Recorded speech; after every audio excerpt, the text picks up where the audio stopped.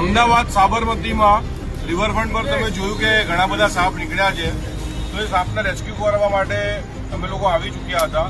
તમે જોઈ શકો છો હાલ અમે 100 થી વધારે સાપને રેસ્ક્યુ કર્યા છે અને આ જે સાપ છે એની સાથે 2 ટર્ટલ પણ આપણે રેસ્ક્યુ કર્યા છે.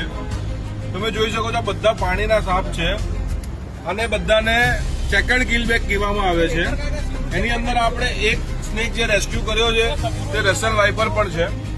આપણી પાસે એક હો પણ છે. તમે જોઈ શકો છો આટલી વસ્તુ આપણે રેસ્ક્યુ કરી છે. હજી પણ આપણી ટીમ સતત અહીંયા રેસ્ક્યુ કરવામાં હાજર છે અને આખી રાત જાગવાના છીએ.